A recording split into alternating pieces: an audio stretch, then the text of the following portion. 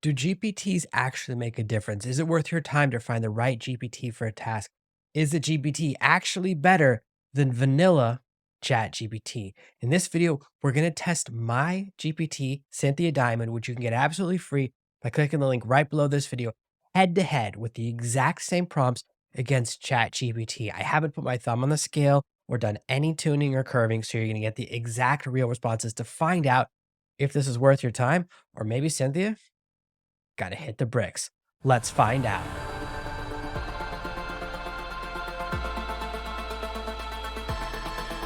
Now I have Cynthia and ChatGPT 4 head to head here. Cynthia is on the left and ChatGPT 4 vanilla is on the right. And each question is identical. The first question is the standard question I include with all of my GPTs. And this is so important. This is where most of us get stuck trying to use ChatGPT. I don't know what it can do. I don't know what it can't do. So we asked the same question. Please tell me how you can help me. List all your areas of excellence. Here's what Cynthia's good at: medium to long form content creation, punchy writing, creative conceptualization, research and insight execution, audience engagement, storytelling, and content structuring. All of these areas of expertise are related to each other. She's a content creator. Now let's look at ChatGPT 4's answer: information and knowledge, learning and education, problem solving, language and writing, creative writing, programming, coding, data analysis, health and wellness, entertainment, leisure, philosophical, ethical, image creation, and more. When we have too many options as humans, we get overwhelmed. If you ever watched Ramsay's Kitchen Nightmares, the very first thing Gordon Ramsay says to every restaurant is shorten your menu. Longer menus cost more money, take people longer to make decisions, and the restaurants make less money because there's less table turnover. When we have too many choices, we end up becoming unable to make a choice. This is basic psychology. We get overwhelmed because we don't want to make a wrong decision. The problem with ChatGPT is that it could do so many things that we can't decide which thing to do first. With Cynthia, you know what she can or can't do. Either I want to create content or I don't. Either this is a task she's good at or she's not. That's the value of narrowing down with a GPT. Let's go to our second prompt. Please convert this transcript into a blog post. Don't reference the video, just use information, write in the same style and tone as the transcript. The blog post will be by the same author. This is my post from yesterday talking about Harpa AI, which is my favorite Chrome extension. I copied and pasted the exact same transcript from YouTube into both of these. And the idea is to create an article that I can post as a LinkedIn newsletter and embed the video into there. Let's see who did a better job. Let's start with ChatGPTs. Over the past year, I've woven a remarkable tool into the fabric of my daily routine. Harpa, the ultimate AI extension. Its impact has been so profound that I'm excited to delve, red flag, I don't say the word delve, into its capabilities, sharing not just how I leverage this tool, but also exploring its advanced features and evaluating its upgrade worthiness. This is okay. This is not bad. Let's look at what Cynthia did for her first paragraph.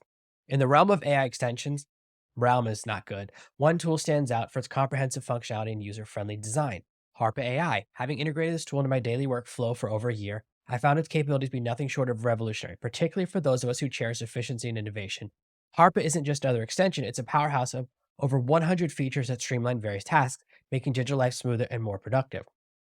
Here's the difference: the Cynthia paragraph, each of these has a keyword I don't like. We have the word delve and we have the word realm. With the Cynthia paragraph, there's more facts and more accuracy. It's anchored to more specific things. It talks about efficiency, talks about innovation and 100 features and how I use it to be more productive. In the ChatGPT introduction, it doesn't say that until the second paragraph, where it says it's not just an add-on, it has over 100 features that seamlessly blend into various tasks, making it an indispensable ally. My personal opinion, and yours may be different, is that Cynthia's it matches my style, which makes sense because I programmed the bot to sound like me. Both of these are not perfect.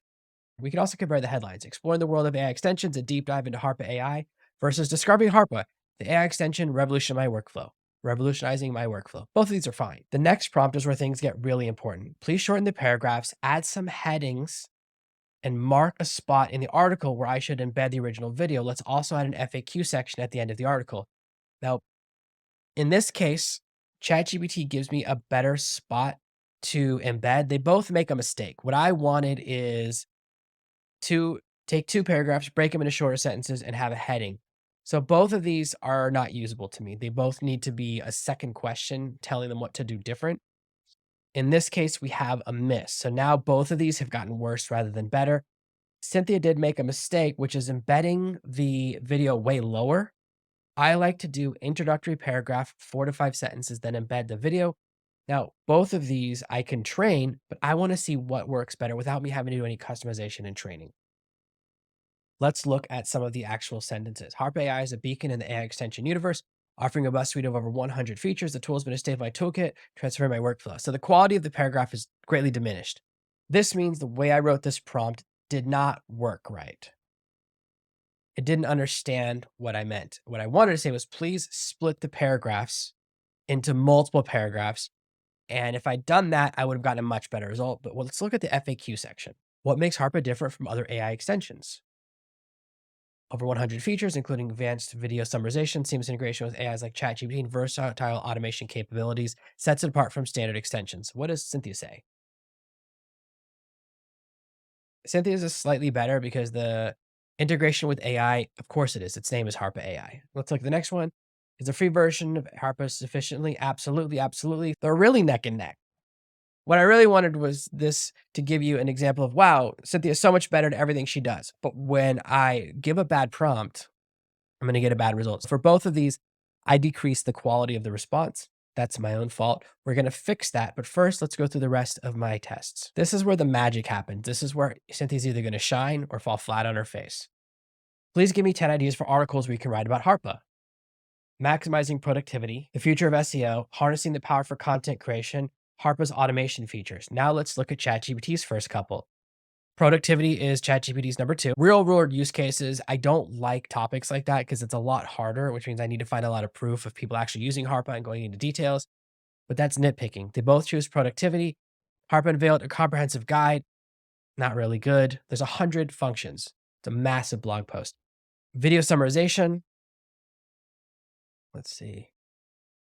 Economics, ROI, free versus paid. I don't like this topic because that's really hard to explain. What's the how much money am I making back from Harpa? The only way to do that would be to look at how much time it saves me in the free versus paid versions. And is the paid version versus $120 lifetime? It becomes really complicated.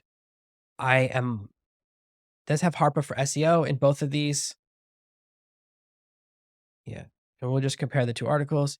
They're very similar to each other. Email management, that's very interesting. Personalized customer experience. You'll have to look at both of these. In this result, for me, the winner is Cynthia. I think that she came up with slightly better articles, slightly better ideas, and it makes more sense because her focus is a little more narrow. Let's look at one more prompt and compare their tweets. Please write 10 tweets with emojis that I can post and link to my YouTube video. Each should use a different hook and angle. Dive into the future of productivity. So they've written the same thing. Harpa is revolutionizing workflows. Harpa transforms your digital tasks and streamlines your workflow. In this YouTube video, does he ever wonder if I can supercharge your SEO? I ran Cynthia first and then the ChatGPT version, and it really feels like it's just copying from itself. Summarizing is optimized, Harpa does it all in a click. So one of the issues is these are all super hypey and they're all Harpa's the best. Instead of being about my video or how I use Harpa, none of these need to link to my video. All of these could just link straight to Harpa's website, and that's a problem. So we can see that there's not a lot of great content here. It's mostly Harpa's great. My video shows you how it's great. It's okay. But these tweets would again need to be retuned. And of course, this is why I actually use a different bot for Twitter. But I just wanted to give you this comparison. Now we're going to go back and fix that broken prompt and see if that solves our problem. I'm actually going to fix this prompt in real time and see if this makes a difference. I'm logged into the same instance of ChatGPT, so I can't run the two prompts simultaneously. I'm going to do ChatGPT 4 first, and then I'm going to do Cynthia Diamond just to see if that makes a difference. So I've now said, please break the paragraphs into smaller paragraphs and add some headings every few paragraphs and mark a spot in the article where I should embed the original video. Let's add an FAQ section at the end of the article. And let's see if saying this will be posted to LinkedIn makes a difference. So we've modified and improved the prompt just a little bit. Let's hit save and submit and see what happens. We now have both results. Let's start with reading what Cynthia said. Harpa AI, our digital efficiency partner. In the realm of AI extensions, one tool stands out for its comprehensive functionality. It's just a little more bombastic than my personality is. Otherwise, I feel like this is written slightly better, but not a huge difference. As far as the formatting, I appreciate that it's in bold for the section headings. ChatGPT didn't do that. That's a small difference. The embed the video section here is much better from ChatGPT, however. This is much easier to see. It's hard to notice that the italics is where it wants you to embed the video. This is a small thing, but the small things add up. And this gives you guys a chance to see my integrity because I wanted Cynthia to be way, way, way better than ChatGPT and obviously a winner. Because when I was testing her last week, she did way better. This test today, pretty close, which these things can happen and that's okay. Now let's see if the new fact sections are any better. What makes HARPA different? Is free version sufficient? So I think that this different and different here has the same thing. This fact section's way better. It's better keywords. It's talking about free version versus paid version twice.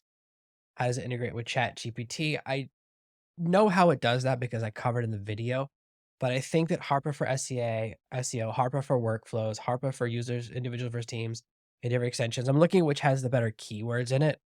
I think that this fact section from Cynthia is better, but I'm showing you both so you can make the decision. Both are on the screen so that I can't just tell you which one is better.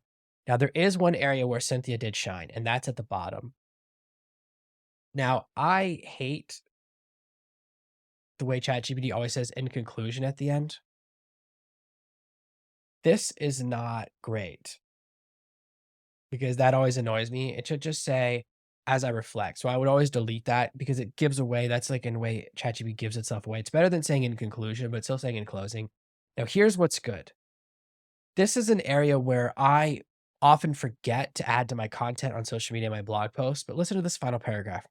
Let's continue this conversation in the comments below. Share your thoughts, experiences, or queries about AI extensions. I hate the word queries, but it's the right idea. And let's delve deeper into this fascinating digital revolution together. Remember, every click, every interaction, every tool we embrace brings us one step closer to a future where technology enhances every facet of our lives. So hit that like button, subscribe for more insights, and join me as we explore the boundless possibilities of AI.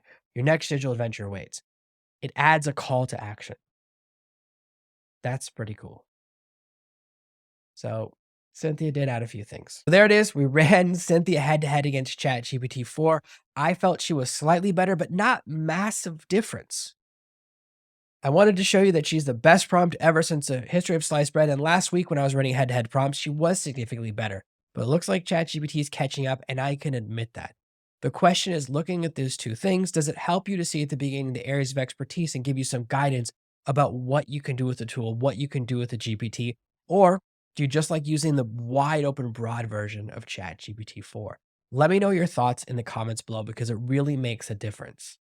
Obviously, I would have loved to have my GPT be the absolute winner, but these things happen and it's important to maintain my integrity rather than reshoot this video, which I was definitely tempted to do. Please, if you found this useful and if you appreciate the honesty or even just a little bit entertaining, hit that like button. That allows this channel to grow. We're on a mission to go towards 2,000 subscribers and we're getting closer every single day.